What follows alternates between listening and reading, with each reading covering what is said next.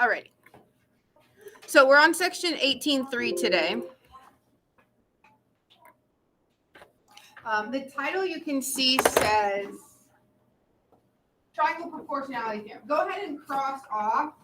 You can leave 18.3, but cross off the phrase triangle proportionality theorem. I'm not actually teaching it that way. I'm going to teach you the same material you need to know. We're just not teaching it the way the book does using that title. We'll talk about that more at the end. Not a big deal. Let's look at number 1. Are the triangles similar? Show how you know. Write a similarity statement. Are they similar? There's a list of 3 ways that triangles can be similar. Write them down, and then we'll pick which way works for this problem.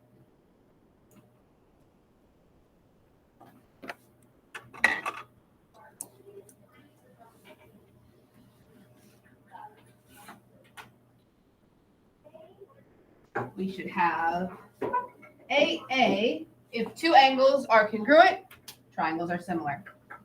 SSS, 3 sides are proportional, then the triangles will be similar. Or 2 sides and an angle in the middle. What do we have for this problem?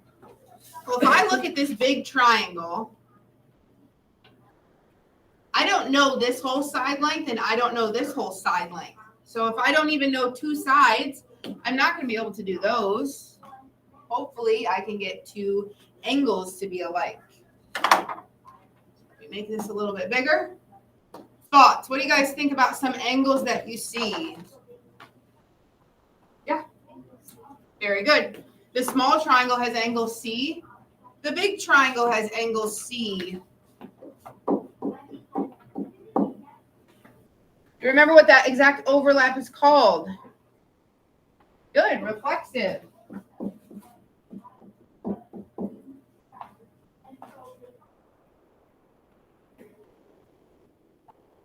Now I see a set of parallel sides. Here's what I always do with parallel sides. Maybe you want to do this with your pencil.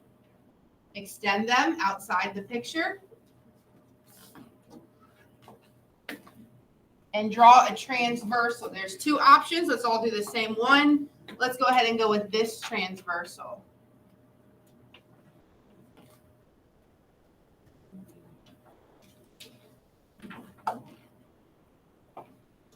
So we have 8 angles to look at. Some of them aren't even in the triangle. This one is.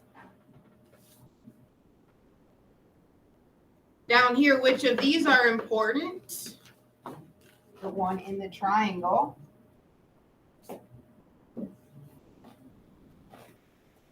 Are those a specific type of pairing that we've learned? Do you remember what they're called? I guess that was same side interior. Corresponding, good.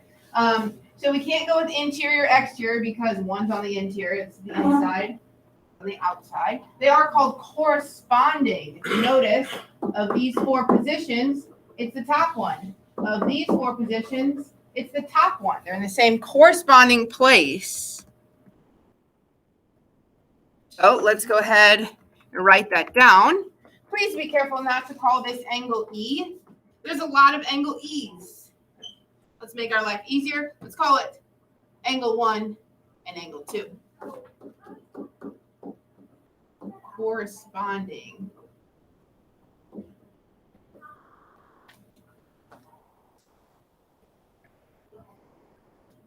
Is that enough information to prove the small and the big triangle are similar?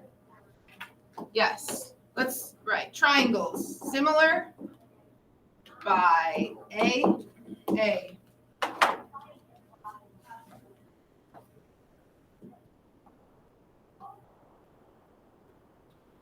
Now look at that triangle and every other triangle on your note page. They're all pretty much looking the same, aren't they? Here's the good news.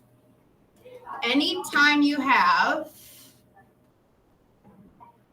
a picture like this, where you have a triangle and another triangle where these are parallel, which we have, you'll always have AA because these will always be corresponding and they will always share this up here. So in the future, it doesn't matter kind of where your triangle is sitting, maybe it's sitting this direction. If this is parallel with this, you'll always have A. And you probably won't have to show it every time. Just read the directions and see what it says. Number 2, kind of ignore the directions or the boxes. Put an X at the lake. We want to know how big the lake is. Are those triangles similar?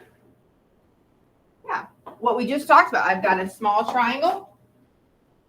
I've got a big triangle. And if these are parallel, we're going to have AA. So without doing a lot of work, go ahead and put AA so we know that you've checked it. But the directions don't say, hey, describe how you know they're similar. We can do it more briefly.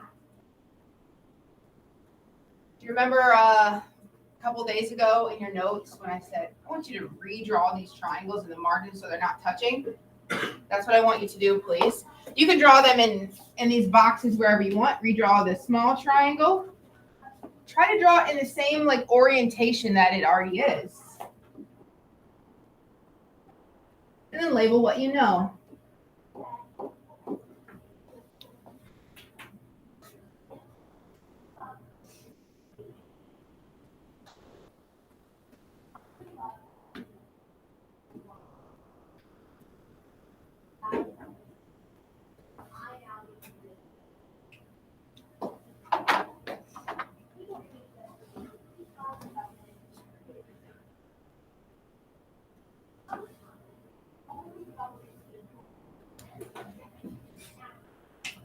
I'm going to go ahead and label the sides now. So in the little triangle, I know I have an 8 and a 6.5.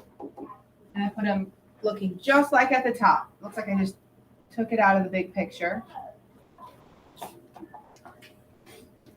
Now the big triangle.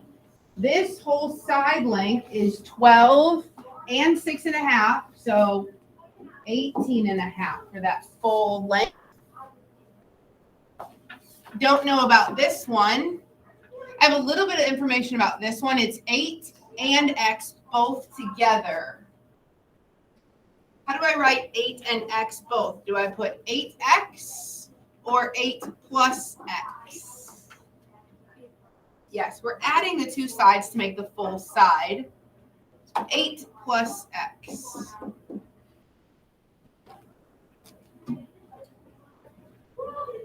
Alrighty, now that we have similar triangles, they're all set up. Let's do our proportion. You can use this box, but we're not going to use it. I did attendance. Just like we've been doing for the past couple lessons, we're going to hop back and forth. Start where you want. I'm going to start with 6.5.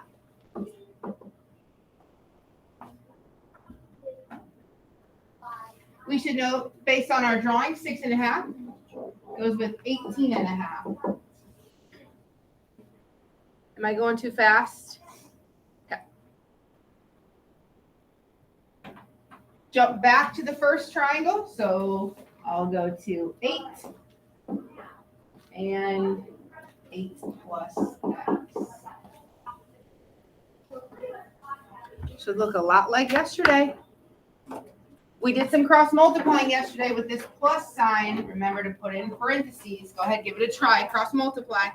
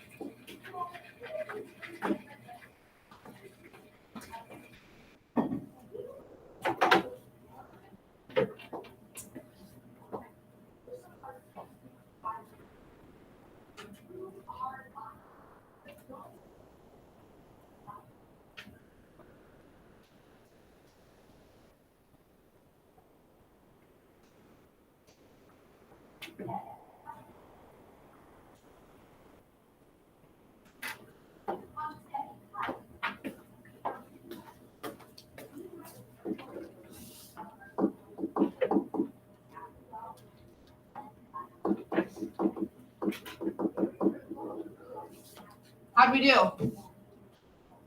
Good. The tricky part is when you have that plus, you just put it in parentheses and distribute, and then you're good to go. Does our answer, 14.77, seem reasonable for the lake distance based on the other numbers in the picture?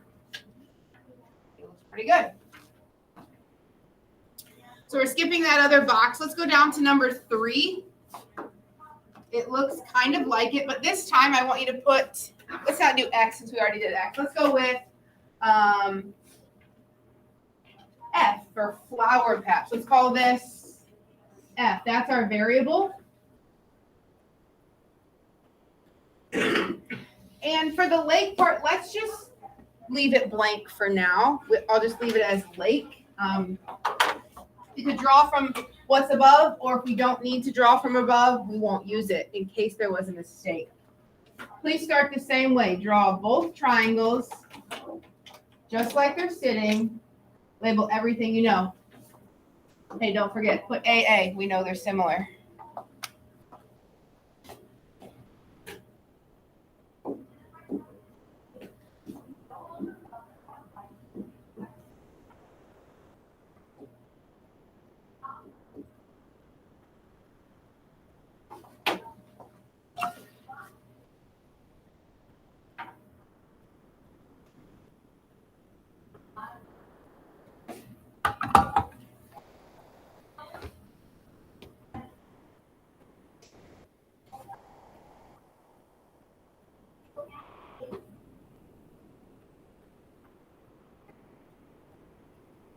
Remember, you can copy it from your paper. You don't have to look up. Just redraw the triangles that you see.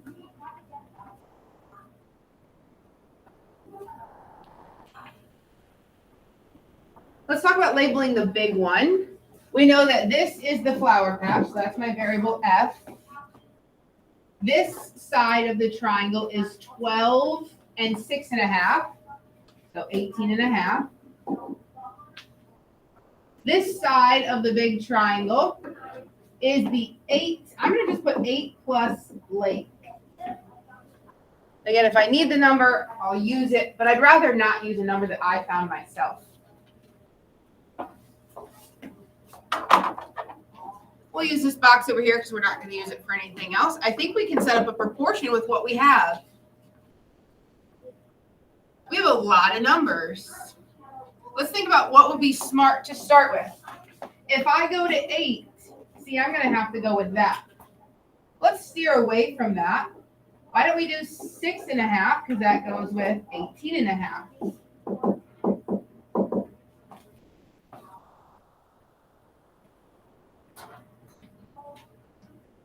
Since I know I want the flower patch in my equation, I need to pick what goes with that. So 10 and F.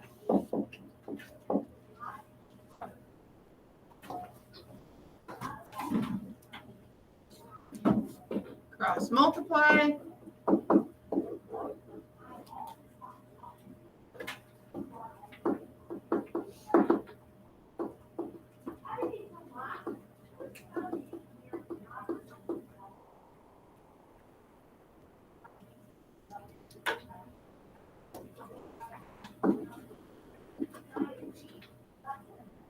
I'm not sure if I labeled the last one, kilometers.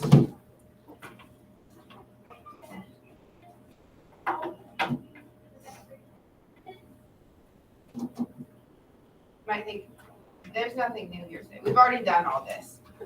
I want to draw your attention back to what I had you cross out at the beginning of the hour.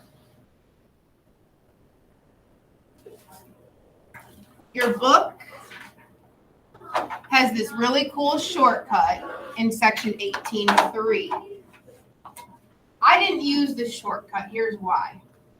This shortcut only works for one of the problems we did and not the other.